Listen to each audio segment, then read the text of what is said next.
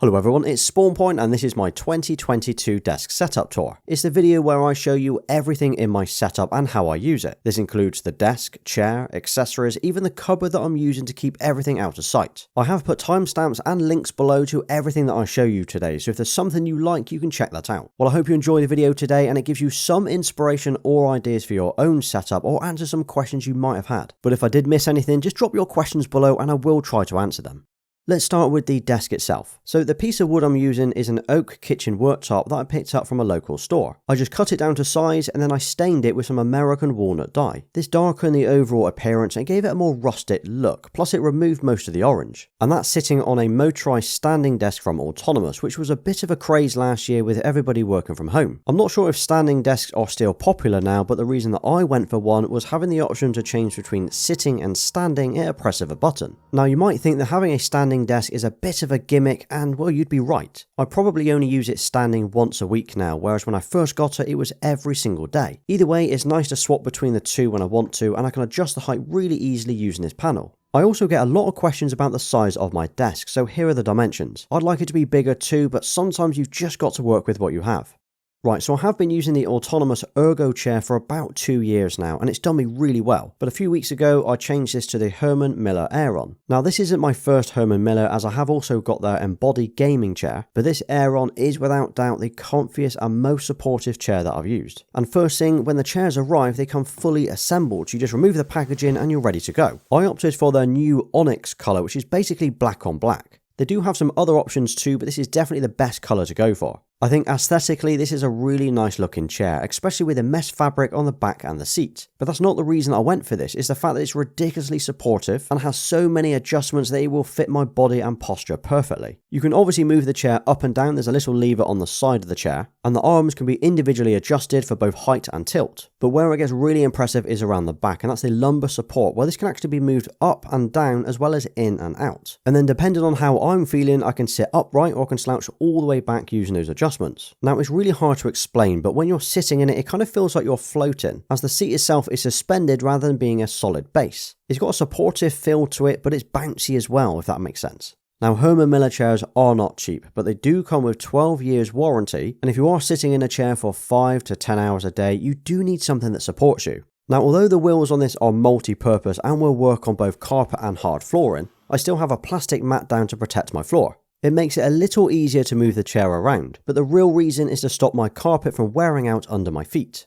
Next up is my monitor. So I'm using the 40-inch LG WP95C, which is a 5K 2K ultra-wide monitor. I've only had this for about 2 months now, but it's the best one that I've ever had. I think in my last setup tour I had a 32-inch monitor, so this ultra-wide is a nice step up. It's wide enough that it's ideal for working on editing videos or having multiple windows open at the same time, but it's not too wide that it looks ridiculous on the desk and I struggle to see around the screen. It's also got USB-C and it can charge my MacBook at the same time as transferring the image to the screen. So it's a pretty good all-rounder, and I much prefer having one ultra-wide over multiple displays. Under the monitor, I'm using this monitor riser from Grovemade. If you follow me for a while, you know how much I like their products. So this riser is their walnut one, and I like the fact that it heightens the screen slightly and it gives me some space under the screen to hide things away like my keyboard or mouse or anything else. Then there's a shelf on the left hand side where I store some random things. Now, I don't actually have that many accessories on my desk as I've tried to keep it clutter free and clean. But in here I've got my original PlayStation Vita, and believe it or not, I still play this today. It's one of those devices that I usually take away with me on holiday, but I often wonder if we'll ever see another PlayStation handheld console from Sony. I also have a pair of AirPod Gen 3s, and I often use these for listening to music or making phone calls while I'm sitting at my desk. And next to that is this little box, which is actually a charger that I've been using to keep all of my devices charged up. Now, I used to have a silver one here, but I swapped it for this 200 watt fast charger from Ugreen. So it's a 6-in-1 dock with 2 USB-A ports and 4 USB-C ports. That is more than enough for everything that I've been using it with. And what's great is its 6 devices can be charged simultaneously. Now, I've been using it to charge my mobile gimbal via USB-C, my Nintendo Switch, and even my iPad. But if I wanted to, I could actually charge my MacBook Air also using this charger.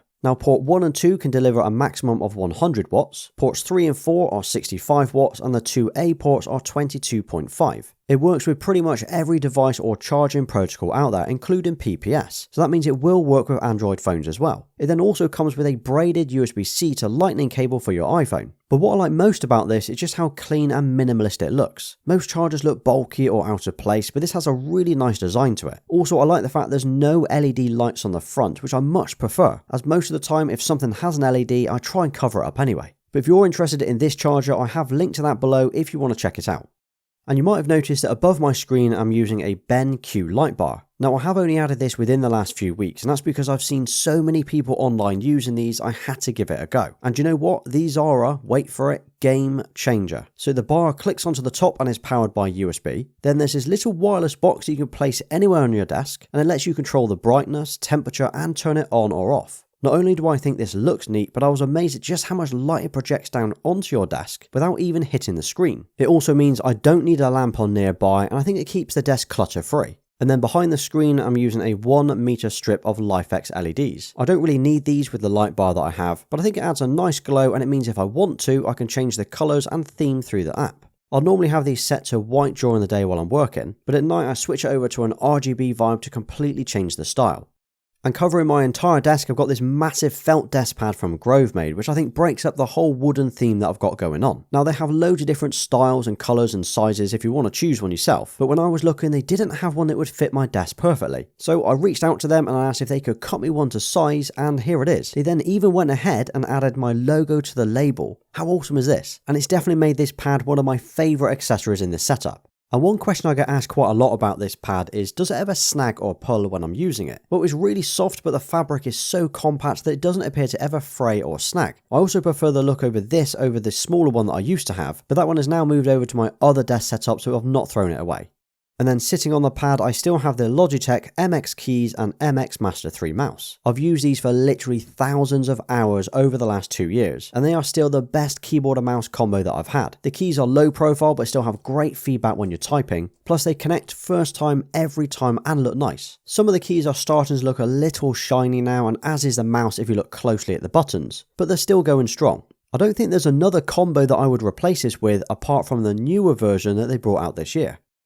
Now, powering my setup is the 2021 16-inch MacBook Pro. I spec'd it with the M1 Max chip and a 1TB drive, so it should easily do me for the next few years. But this thing is used every single day, from working from home, checking emails, editing my weekly YouTube videos, recording audio, and editing photos. It sits here probably 70% of the time, then the rest it's moving around the house or on my lap in front of the TV. But while it's on my desk, it's always sitting in this wooden dock from GroveMade. It just slots in and it keeps it out of the way. Now, I know a lot of you would rather have it open and use it as a second screen, but I don't really have the space and I don't need to see it. I also mentioned earlier that it does connect to my monitor with a single USB-C cable, and that means it can power the MacBook at the same time as sending the image to the screen. Not only does that keep it looking tidier, but it means it's easier when docking or removing it. And even with a 1TB internal SSD, I still use external SSDs to store all of my data on. I've got 5 or 6 of these now, which are still my favourite SSD to buy for its size and its performance.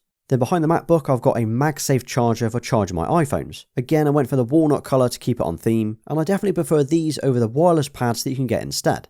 Well, as you probably guessed, I record all of my voiceovers for YouTube sitting right here at this desk. And I'm using the Shure MV7, which is the cheaper USB version of the popular SM7B. For me, this is the perfect all-rounder. It's not expensive, it's simple plug and play, and it sounds good. All I've done is added the SM7B pop filter and attached it to the Blue Yeti compass. I think this arm is probably the nicest looking mic arm that's out there, and it'll move into pretty much any position that you need. But yep, I'm really happy with this combo for both design and quality of audio. But what do you think to it? It's not a question I often ask. How does my audio sound today?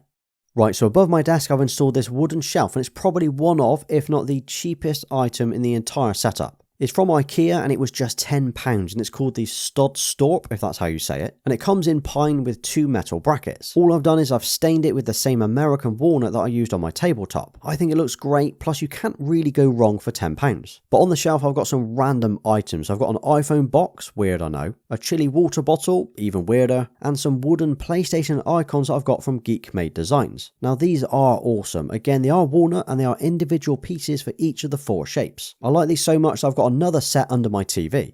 And at the end of the shelf, I've got my silver play button for passing 100,000 subscribers here on YouTube. I got this in June 2021, and it's just a reminder to keep going. I try to set myself goals every single day, no matter how small, just to keep moving forward. And if you haven't already, why don't you drop a like if you've made it this far into the video. Okay, and something that I always try to keep on top of is cable management. So whenever I change my monitor or add something new to the setup, I have to tidy up the cables and wires to keep them out of sight. I don't know why, but I really don't like seeing cables or wires hanging down if I can help it.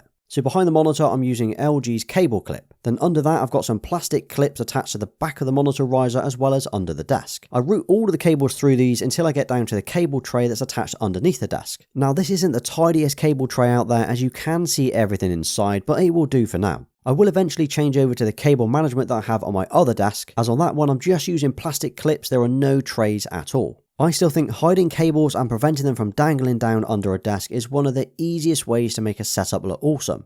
So you might be wondering where I keep all of the accessories, gear or tech that I often use or show in videos. Well, they are hidden away in this single door cupboard. I store random things in here like PlayStation accessories, boxes, screwdrivers and my mobile gimbal. Well, the top shelf is definitely the tidiest, as shelf 2 is where all the random accessories live like SSDs and bundles of USB cables. Then shelf 3 is just boxes and boxes of products that I've shown on the channel, things like my drone, iPad, even the floating light bulb. I'm not sure if you've seen my old setup, but this bulb was awesome. Unfortunately, I just don't have the space for it on the new desk. And then back to the cupboard, I've got this mini whiteboard that I use for just writing notes or the odd reminder. Now for this desk setup, I don't think there's much else I can or even want to add. I am really happy with how it's turned out. It's clean, pretty minimal and fits my needs on a daily basis. I think the next natural step would be to completely overhaul the setup and do something completely different. But that's something I don't really want to do this year, so maybe I'll do that in 2023. But why don't you drop a nice setup in the comments and I'll give you a thumbs up for staying right till the end. And if you did enjoy today's video, check out my room tour video next. That covers everything in my living room, including my other desk setup and my TV setup.